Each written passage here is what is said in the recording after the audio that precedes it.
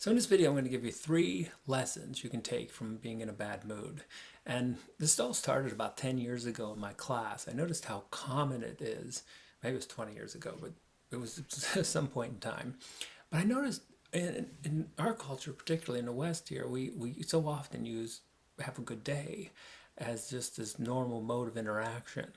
And it really makes having a bad day seem like sinful or just wrong, or like there's something really like you made a mistake if you somehow get in a bad mood. And so I had students count how many times they would interact and say have a good day.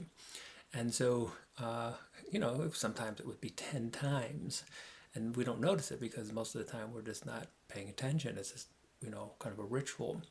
But the problem with this is that we don't always have a good day.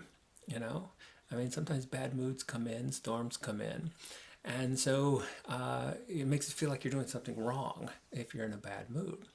So the first of the 3 is, so this is things we can take from being in a bad mood, kind of good things about being in a bad mood.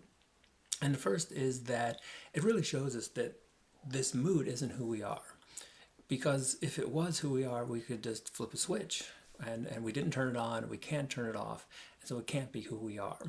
So you can't be in a good mood. I mean, your ego can't, your thinking mind can, but you, your essence, can't. The second lesson is that trying to force a good mood makes it worse. So if you're in a bad mood and you're forcing it, it actually makes it worse. And of course, this is tied in with the first lesson because it's not you, so you don't have a choice in changing it.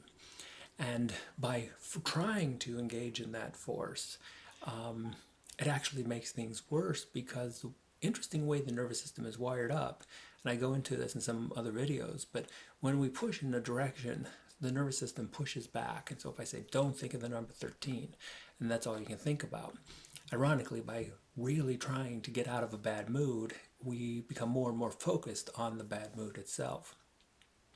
The third lesson is that having a bad mood, like a storm coming in, gives you a chance to become the witness of this mood in the same way that you can become a witness to the thinking mind. And there's a really cool thing about this, because it's almost like a paradox, because the thinking mind creates categories. That's one of the biggest abstract illusions that our species deals with.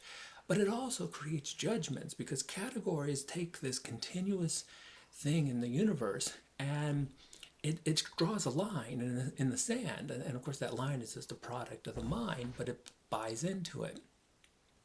And so that distinction between good and bad is literally made by the mind itself. So the only way you can have a bad mood or a good mood is while you're possessed by the processes of the thinking mind. So in this third lesson, when you become the witness, there are no more bad moods.